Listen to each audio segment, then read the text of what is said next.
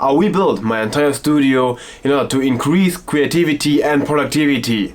And let's make it true in this video to show you exactly how it's done. I'm Joe Agassi, and let's get into it.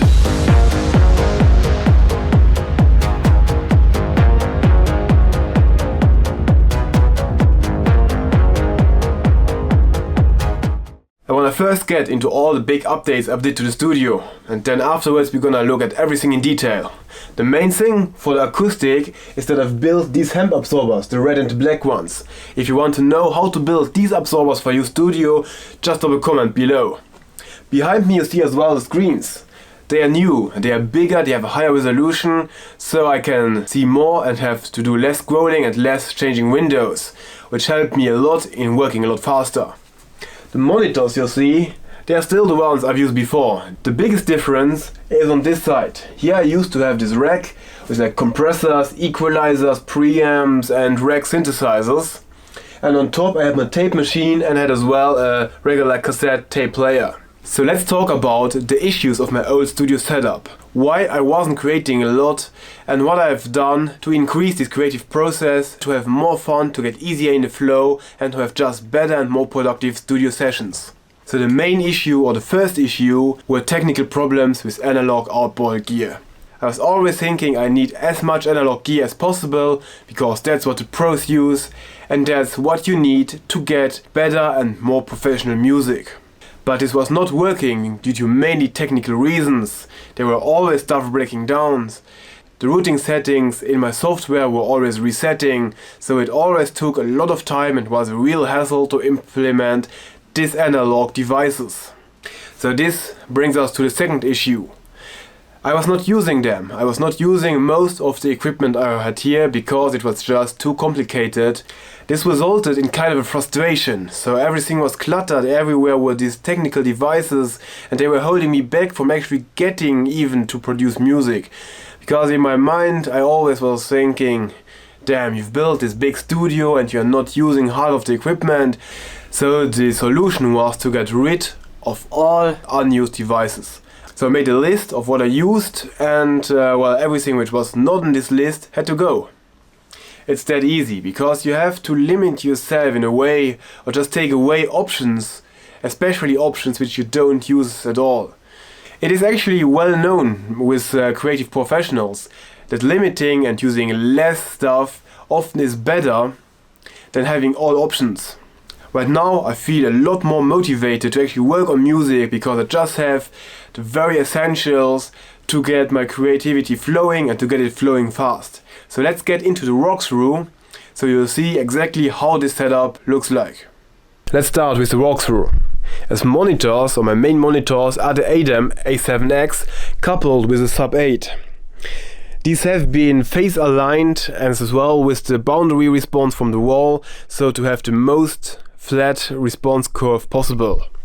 As my second monitors I use the KRK V8. I use them as secondary monitors because sometimes I just wanna listen to the track on the different speaker systems to see maybe a little bit of the differences. As a third monitor pair I have next to my DJ station some old schools B&W speakers. And I can connect all this or select all the speakers on my monitor controller here from Heritage Audio. So here I can select any of the four sources I have and send them to the monitors. And I have here a big knob to just adjust the volume. So the sources are the studio PC, which is over there, the laptop, which is sitting here, and I have my keyboard. So if I just want to play a little bit of piano, I can go from the keyboard directly in. And then as well the DJM, so if I'm mixing, I'm sending that over here. This device has also Bluetooth capability, so if I just want to listen quickly to a track, I can do that with that. But let's get back to the studio PC. That's this mighty machine over here, which has 64 GB of RAM, it has SSD, it has a couple of terabyte of internal storage for all the samples and stuff. So for me it was really important to have something or to have a system which can run a lot of plugins, a lot of stuff without losing latency and while still being stable. A good thing in order to improve your computer capacity is to use an external DSP. I'm using this one from Universal Audio, which has the big advantage that I can run all the Universal Audio plugins outside of my computer, which saves massive amounts of processing power. As interface, I'm using here the Focusrite Claret for the studio PC, and I have this Apollo for the laptop, and which I use to produce while I'm on the road. The nice thing is I can use the laptop and the studio computer in parallel. So I'm running out of the headphones into inputs of my interface, which allows me to reference directly into Cubase.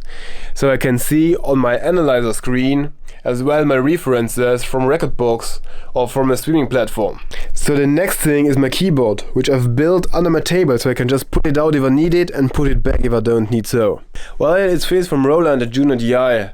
I don't mind the model too much, it has some nice sounds on it, but it isn't really capable of doing sound programming. But I have it and it works, so that's the reason why I continue using it. And I even have this small controller up here, which I use to play as a keyboard when I'm on the road, and here in the studio I just use the pads and the infinity rotators. It's very important to have infinity rotators because they immediately latch to your settings and they don't jump to another settings which you have with traditional knobs.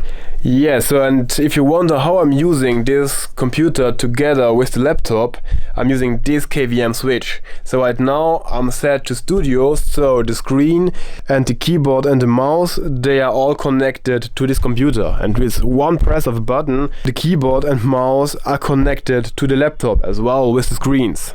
This is super handy if you just want to switch back and forth, and because I'm using as well the laptop for video editing and other stuff. Because indeed my studio computer is not connected to the internet or to the World Wide Web. It is synchronized with a NAS to back up my data, but I don't have the possibility to go just on internet or on YouTube watching videos. So if I'm on the studio computer, I'm 100% focused on my work. And down here we still have the technical corner with the switchboard where I can switch on the electricity for all my devices, so I can turn on the monitors each. I have like the power to the computers, the monitor controllers, keyboard, and I have a little light chain just to make it more cozy at night. On top is then the amplifier for the B&W speakers. Yeah, so this is how I'm now producing music. As you'll see, every device has a very precise use case, and I don't have anything here which I don't use on a regular basis. And this really helped me to focus on music, to not have devices to play around which don't work, which keep me off working. So right now, really when I'm working on music, I have no excuses, but I have to create, which I think is a really awesome thing.